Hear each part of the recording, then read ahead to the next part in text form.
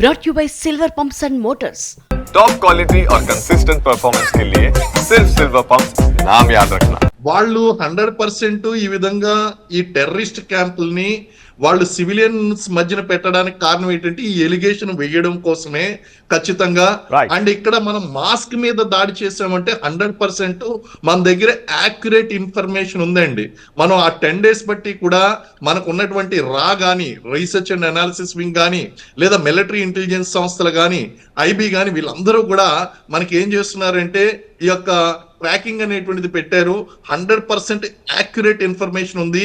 ఆ ఇన్ఫర్మేషన్ ప్రకారమే ముఖ్యంగా లష్కర్ ఈ తయ్యబా యొక్క అధ్యక్షుడు ఎక్కడైతే ఉంటాడో ప్రాబబుల్ ప్లేసెస్ ఏదైతే ఉన్నాయో ఫేజ్ 1 లో వాటిని లక్ష్యంగా చేసుకుని వాటి మీద మల్టిపుల్ టార్గెట్స్ మీద ఎట్ ఏ టైం మనం దాడులు అనేటువంటి నిర్వహించడం అనేటువంటి జరిగిందండి. ఇది పాకిస్తాన్ మినిస్టర్ చెప్పినట్టు మా సివిలియన్స్ మీద జరిగినటువంటి దాడి అని చెప్పడానికి గల కారణం ఏంటంటే అసలు టెర్రరిస్ట్ క్యాంపుల్ని వాళ్ళు సివిలియన్ ప్లేసెస్ లో ఎలా పెట్టారు? ఏమండి, ఇప్పటి నుంచి నాకు ఇంటి పనిలో కొంచెం ఎక్కువ హెల్ప్ చేయండి. ఎందుకు? నీకు జాబ్ దొరికిందా?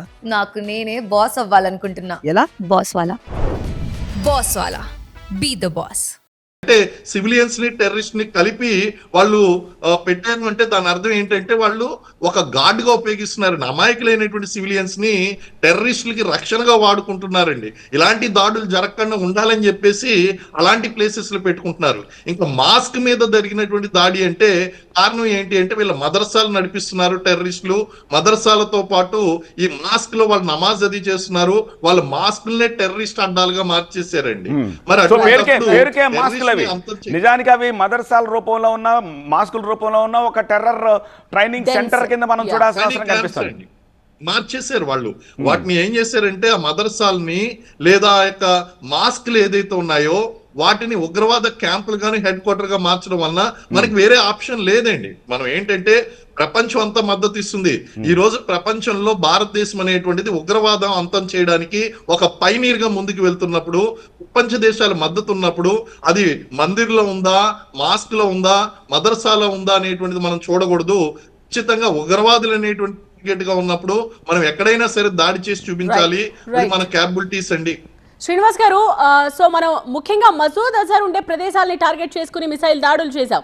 సో ఈ పహల్గామ్ ఉగ్ర దాడి తర్వాత ప్రతీకార చర్య ఉంటుందని అలర్ట్ గా ఉన్న పాకిస్తాన్ సో ఈ ఉగ్రవాదులందరినీ వేరే చోటికి తరలించే అవకాశం లేదంటారా? వీళ్ళందరూ కూడా ఆల్రెడీ ఏమన్నా సేఫ్ జోన్స్ కి వెళ్ళిపోయే అవకాశం ఎంతవరకు ఉన్నాయంటారు? వీళ్ళు ఫర్దర్ గా కూడా సేఫ్ జోన్స్ కి వెళ్ళినటువంటి అవకాశాలు కనిపిస్తున్నాయి. కారణం ఏంటంటే ఈ దాడుల్లో ఎంత తక్కువ మంది చనిపోవడం అనేటువంటిది వాళ్ళు సేఫ్ జోన్ కి వెళ్ళిపోబట్టే, ఓన్లీ లిమిటెడ్ పీపుల్ ఇక్కడ ఉండబట్టే అంత తక్కువగా వాళ్ళు నెంబర్ అనేటువంటిది అనౌన్స్ చేస్తున్నారు.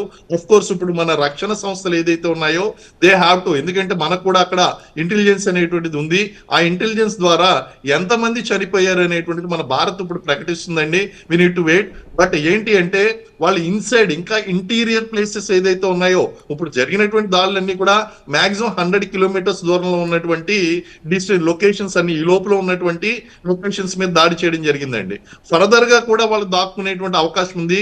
కారణం ఏంటంటే మిలిటెంట్లు అనేటువంటి వాళ్ళు వేల సంఖ్యలో ఉన్నారు, వందల సంఖ్యలో లేరు. వాళ్ళు వేల సంఖ్యలో పెంచి పోషిస్తుంది పాకిస్తాను. వాళ్ళందరినీ కూడా మట్టు పెట్టవలసినటువంటి అవసరం ఉంది.